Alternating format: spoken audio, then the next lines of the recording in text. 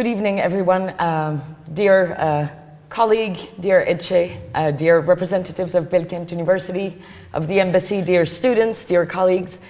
It is really important for me to start by saying how honored and grateful I am to visit Belkent University today on the occasion of a series of lectures organized by Professor Göztepe on the occasion of the upcoming 100th anniversary of the Turkish Republic. France, where I come from, is certainly a country where the Republican tradition is very closely intertwined with the principle of Laïcité, which I won't translate. I understand this is a country where I don't need to translate it, although we'll see. And as I understand that the constitutional regime of Laïcité is one of the ongoing discussions in Turkey, I can only be very grateful on Professor Göztepe's suggestion as we were discussing that I speak about laïcité as a constitutional principle in the occasion of today's lecture, trying to decipher the concept of the Republic from a legal perspective. Of course, there are words and there are things. Similar words can designate very different things. And when observed from the perspective of French and Turkish constitutionalism, I think laïcité is a case in point. The word laïcité expresses an important principle in both the French and the Turkish constitutional regime, but the legal and the social realities they refer to are vastly different. And I certainly will not venture into a comparison of the two. That would be too presumptuous, as in terms of Turkish laïcité, I have done some readings, but I'm in the position of a student here. And visits like this, of course, are an opportunity for me to learn more. But what I will really try to focus on is offer a reflection on French laïcité, its historical constitutional roots, its disputed meaning, the challenges it is facing in contemporary times, and the ways it has become almost a metonym of the Republic. I will thus present you with a chronological overview of the constitutional regime of laïcité in France throughout four main moments that took place between the 1789 French Revolution and today.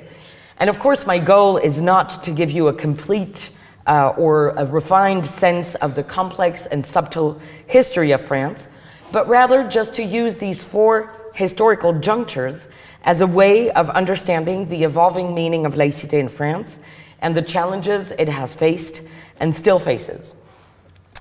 So the first juncture that I want to be discussing is the French Revolution, and I just think it is an important moment to understand how laïcité was immediately part of what has come to be understood as political modernity. This is a very important moment, of course. So France, as you know, is of course a country of Catholic tradition. The century-old tradition of the monarchy was based on Catholicism. Protestants, as an example of a religious minority, were persecuted and occasionally slaughtered well into French modern history. And against this historical context, the French Revolution of 1789 marked a breakthrough, one that has been construed, as I said, as the entrance into political modernity. The 1789 Declaration of Man and the Citizen importantly evokes freedom of religion. Article 10 of the Declaration reads, "No one may be disturbed on account of his opinions, even religious ones, as long as the manifestation of such opinions does not interfere with the established public order." This was clearly a breaking point with past practices of persecution of religious minorities. And to be sure, it builds on very important building blocks. And just to name the Enlightenment, of course, it is a philosophical contribution to the ideals undergirding the French Revolution. So clearly, on the particular issue of religion and freedom of religious expression, the 1789 Declaration took a modern stance.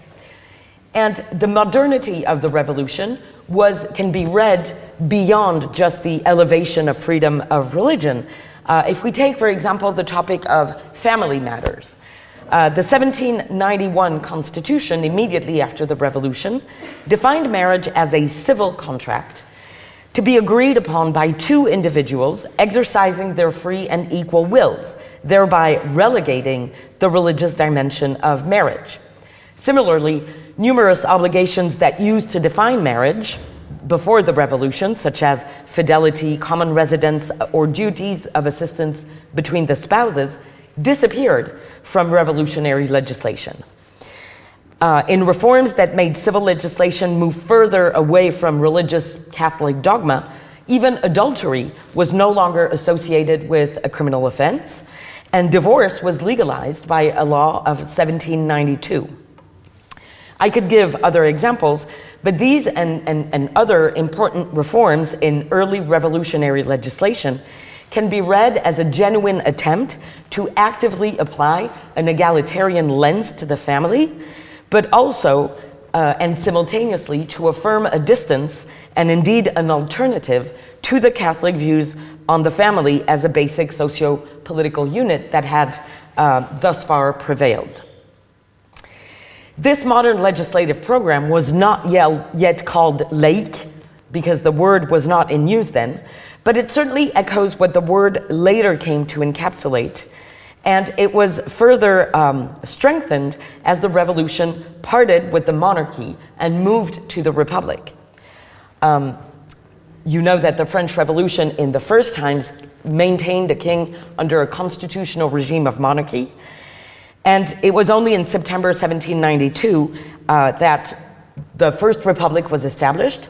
And I think it is highly significant, as I try to take you in this journey in French constitutional and political history of the idea of the Republic, that one of the very important contributions of the First Republic in 1792 was to lead to the very first regime of separation of the churches and the state in France that was proclaimed in 1794.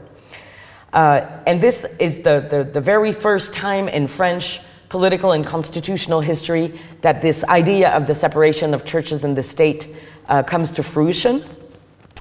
It is a first experience of separation that was relatively short-lived, because it came to an end 6 years later in 1801 as Napoleon concluded the Concordat, which is a treaty with the Roman Catholic Church that I will get back to. But even if it was a short experience, this first separation of churches and the state was extremely significant and played a profound and enduring role in the association of political modernity, Laïcité, and the Republic. And this is something that I really wanted to start out with. Even though it's fragmentary elements, I think it's important to recall that political modernity and the French Revolution are really associated, and it is not coincidental that there are moments where religious freedom was recognized in a very contrarian move to previous legislation, and also this first experience of separation of the churches and the state. The second historical juncture I want to talk about is the long 19th century that I would like to speak of as a very important moment in French political and legal history in terms of affirming laïcité, but in a very incremental way, because the 19th century could be described as a repetition of Republican attempts to contain religion, and attempts that will only succeed by the very end of the century.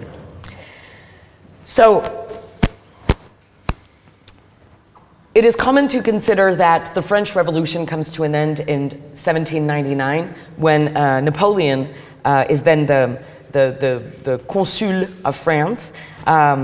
He accompanies the new constitution of 1799 by these very famous words. He says, "Citizens, the revolution is fixed on the principles that started it. It is finished." So it is a very clear political statement that the revolution has come to an end. And 1799 is thus the moment where, from a constitutional standpoint, we start talking of a post-revolutionary era. And as a matter of fact, in terms of political regimes, Napoleon then was the consul. This was still the Republic, but this comes to an end, of course, in 1804, when Napoleon has himself declared the Emperor of France. There is a very famous painting of the coronation of Napoleon in 1804, and the most striking feature of the painting is the ways in which it is really the Pope that does the act of coronation. I think symbolically this, of course, shows the very active presence of the Catholic Church in this moment of legal and political history. At any rate, even before becoming an emperor in 1801, Napoleon, as a consul, had signed the Concordat with the Roman Catholic Church. And this, of course, is a very important treaty by which the state recognizes the Catholic faith and the public funding of Catholicism in exchange for the Catholic Church relinquishment of the property it owned prior to its nationalization under the Revolution. So under the Concordat, church and state were no longer separated. And the proximity between the Catholic Church and political power was not only institutional, but it was also substantive in that this is a moment where religion again started weighing on civil legislation. So if I go back to my example of family matters, we can see that this is a complete reversal from everything that I described in early revolutionary legislation. For example, under the 1804 Napoleonic Civil Code, there is a return to an understanding of the family and family relationships as governed not by individual will, but by the natural order of things that was much in line with religious dogma. So marriage is no longer defined as a civil contract, but as an institution that can only be canceled for a predefined set of reasons. As wives, women become subjected to a number of duties, including duties of obedience and fidelity that the revolution had done away with. And these duties were also largely asymmetric because they did not weigh on husbands. Women were also, or wives were also obliged to comply with the husband's choice of residence. They were no longer able to take responsibility for any kind of legal act, and they more generally lost legal capacity. So we can see that this revival of the relationship between Catholicism and political power is not only a matter of institutions and governance, but it's really also a matter of substantive legislative choices. Napoleon falls from power in 1814, 1815, and then France has an experience of restoration of the monarchy.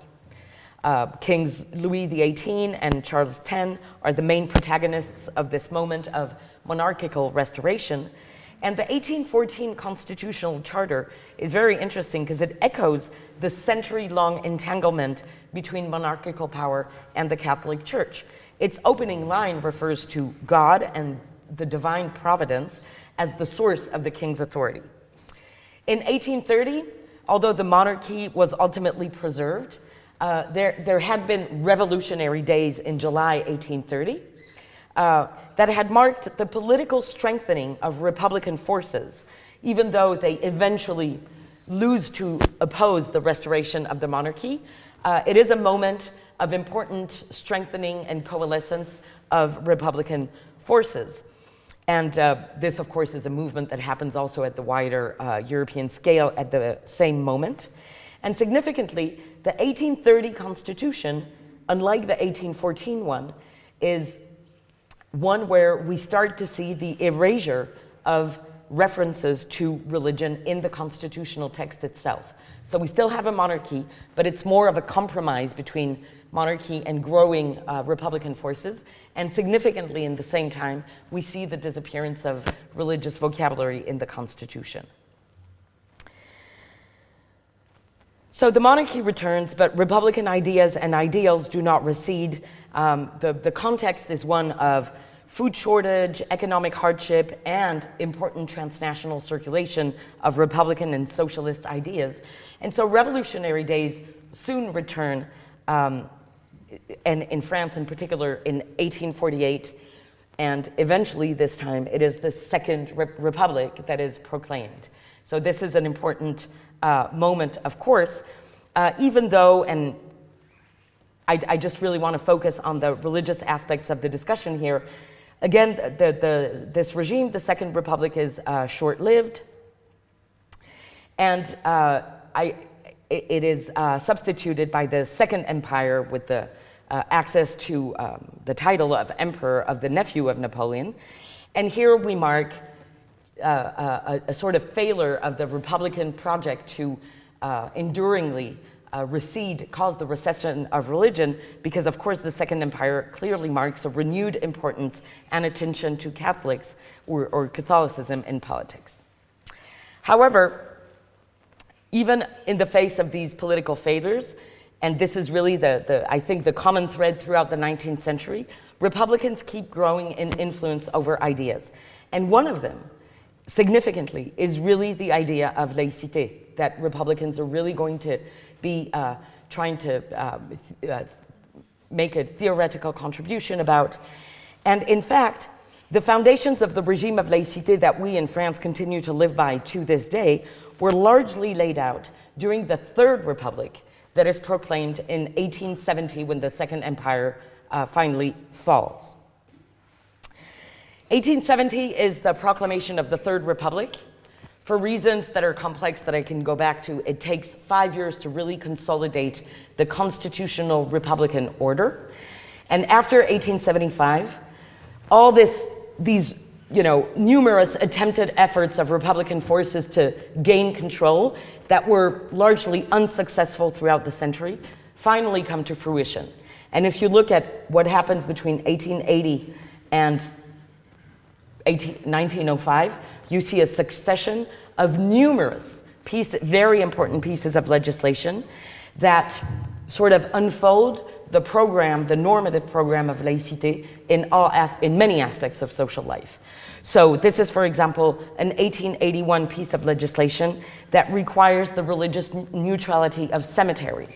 Cemeteries must accept all religions, and they must treat them equally, meaning that cemeteries cannot be organized according to the religion of the buried people. In 1882, public schools are to be laïque. This is another very important legislative text. Religion can no longer be taught at school, and all signs of religion, including religious signs on the walls of the classrooms, are to be removed. In 1884, divorce is made legal again. In 1886, it is decided that Catholic priests or nun or any religious minister can no longer be in charge of teaching offices in schools. In 1887, it is decided by another piece of legislation that any person is free to choose how they want to be buried, and indeed to choose for their burial not to have any religious character.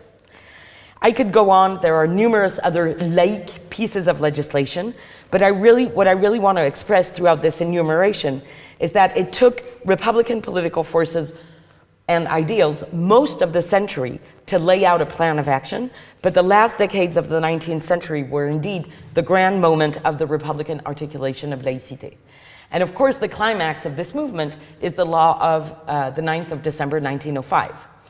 The law of 1905 its title is the Law on the Separation of Churches and the State. So this is a renewal of the Third Republic with the first historical attempt of the First Republic to separate the churches and the state.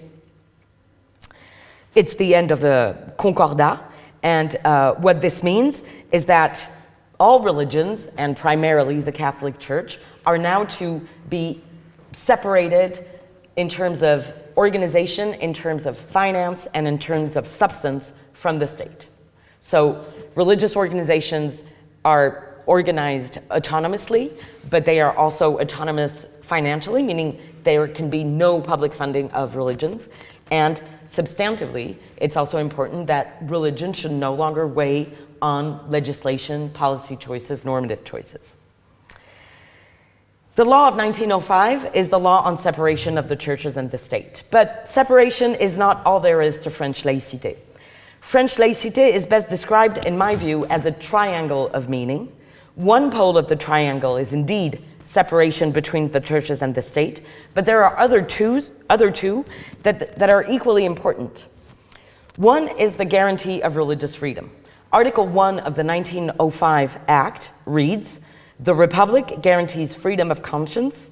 It guarantees the free exercise of religion, subject to the restrictions established exclusively in the public interest.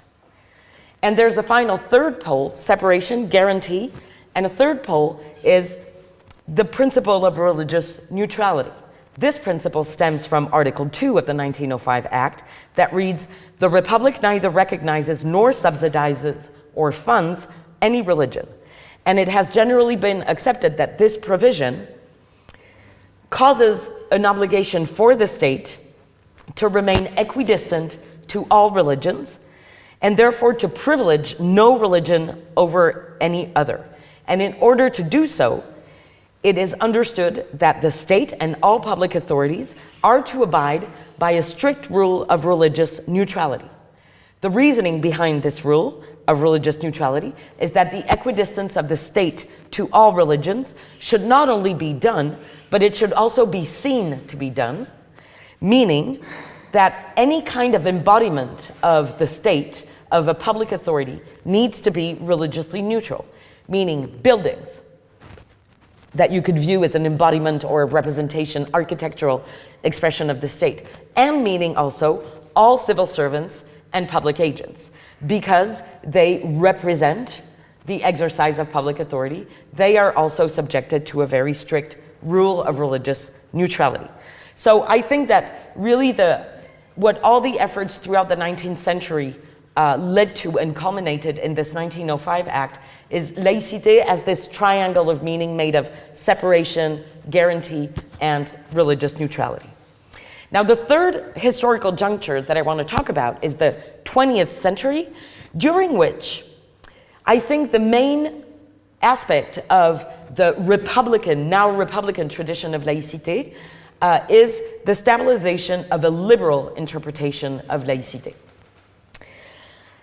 This is not to deny that the 1905 Act was a moment of great tension between Republicans and monarchists, between the laïcs and the Catholics, right? There is no doubt to that. Catholics were on the defensive because a century-old Concordat had come to an end, which meant that they had lost both resources and power under the new regime of separation. On the Republican side, there was a widespread, strong, and vehement anti-clericalism, and oftentimes the line between anti-clericalism and anti-religious was very fine. So clearly there was a moment of grand tension, and in fact, following the adoption of the 1905 Act, many local and national political actors tried to use it as a weapon against any public expression of religion. So if you take the period 1905-1915, or maybe even a little longer, it was not at all uncommon to see municipal authorities, for example, adopting bans on church bells, saying the church can no longer ring their bells, or bans on religious processions in the street. If you're burying someone, the priest cannot walk the streets, to the cemetery in their robe. It was not uncommon either for Catholic public school teachers to be bullied or indeed sanctioned for their religious activities. And this is because the 1905 Act emerged in a moment of conflict, and for a little bit of time after the passing of the Act, there was overzealous interpretations of laïcité, but these were very often brought to the courts. And this is what enabled the first quarter of the 20th century to give rise to what was a judicial, liberal interpretation of laïcité. Administrative courts, and mostly the Conseil d'État, repeatedly struck down these bans as overzealous interpretations of laïcité. Churches could ring their bells. Priests could walk funerary processions in villages. Catholic teachers were not to be bullied for their private choice of religion as long as they respected the obligation of religious neutrality on the job. And this is why from the 1920s onwards, the administrative court's contribution to the regime of laïcité was really to establish a liberal interpretation of laïcité. And what is meant in French legal parlance when we talk of a liberal regime of laïcité is that laïcité is to be interpreted in the least restrictive manner in terms of individual rights and freedom, including individuals' freedom of religion. Now, let me come to my fourth and final historical juncture, the 21st century. The 21st century, I think, by contrast to the 20th, where, as I just said, it was the stabilization of a liberal interpretation of laïcité, the 21st century is seeing a new tightening of law and politics around laïcité. Since the beginning of the 21st century, a series of factors have led to strengthen the notion that laïcité requires religion to be less visible and possibly less visible in the public sphere and possibly contained to the private sphere, which is something that is largely an evolution from this liberal understanding that was prevalent in the 20th century. One clear turning point in this new regime of laïcité is the 2004 Act prohibiting public school students from wearing religious signs or religious clothes by which they ostensibly express their religious beliefs when they're in the school. This piece of legislation was a turning point for at least three reasons.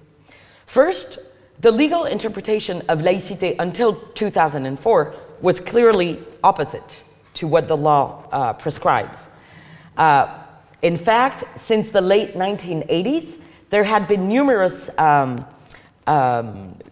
cases by which courts had to determine whether it was admissible for a school to discipline a student because they refused to remove a religious sign, either a Jewish kippah or a Muslim headscarf or a Sikh turban, but although clearly most often a Muslim headscarf.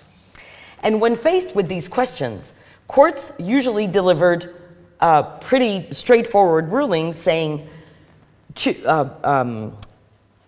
public school students, pupils, are users of the public school system. They do not represent the state, and therefore they cannot be subjected to those religious neutrality requirements that fall on civil servants and public agents. So the legal reasoning of the courts was really to say religious neutrality requirements linked to laïcité only weigh on civil servants and public agents, on the expressions of the state, on those who are repository of public authority, but not on private individuals. The second reason for which the 2004 Act marks a turning point is that this act is the first legal rule in French law that applies the requirements of religious neutrality that stems from laïcité to private individuals. Before that, until the 2004 law, laïcité or obligations of religious neutrality linked to laïcité only weighed on public authorities. And now with the 2004 Act, it's possible to impose them on private individuals. And thirdly, it is important to note that since the 2004 Act, there have been several extensions of this logic requiring private individuals to either abide by a rule of religious neutrality or at least to remain very modest in the expression of their beliefs.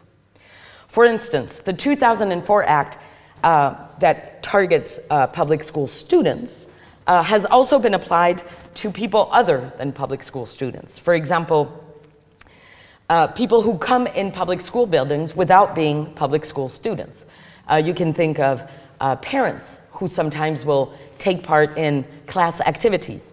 You can think of young adults who are enrolled in vocational training programs. Sometimes these programs physically take place in a public high school. And increasingly, there has been attempts of school authorities, sometimes upheld by courts, sometimes not, to consider that any person that comes inside a school is to be subjected to a requirement of religious neutrality. In 2010, as is well known, if only because of the fact that it percolated throughout the European human rights system, it was largely on a newly expanded understanding of laïcité that the legislative ban on the concealment of the face really the ban on the Muslim full face veil was passed.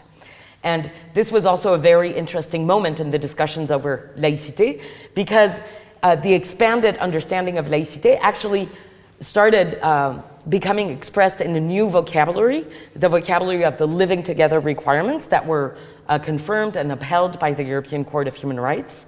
And that is something that we can get back to in the discussion if you want.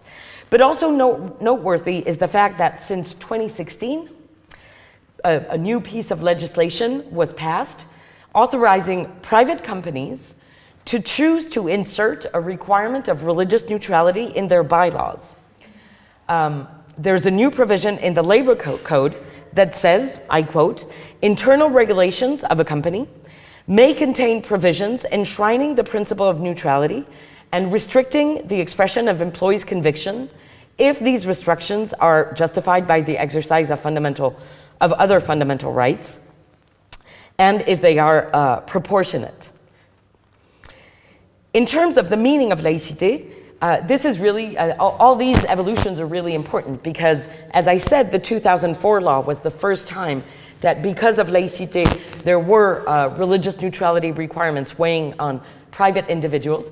And now we see with all these expansive interpretations of this new aspect of laïcité, that there is an increasing number of situations where private individuals can be subjected to requirements of religious neutrality, not only in school, but also around schools, or in fact in the workplace, sometimes even in the public space.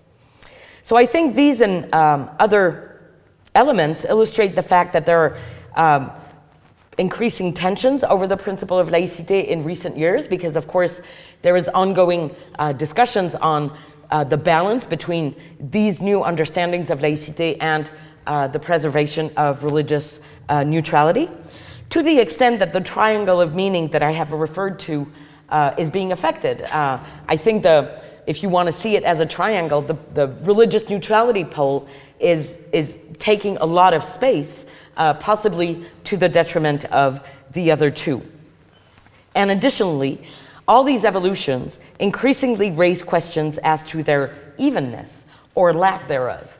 Are these new requirements or expanded requirements of religious neutrality really concerning all individuals and all groups evenly or equally, is of course one of the main challenges that the regime of laïcité is facing today in France. So I think it's time for me to stop. All along this quick but hopefully helpful panorama of laïcité's entrenchment in the French political and constitutional tradition, I imagine that many differences with the Turkish tradition have come to your mind. It is indeed my understanding that the French tradition is much more historically anti-clerical than the Turkish religion. In the Turkish tradition of laïcité, possibly appearing not so much separated from the state, but very much regulated by the state. And conversely, debates and regulations over obligations of individuals' religious neutrality in the public space or in the social space that I have just explained are growing in intensity in contemporary France, somehow recall some of the iterations of laïcité here in Turkey maybe a century ago. So I think these are interesting comparative perspectives, and I very much look forward for the questions, and I thank you very much for your attention.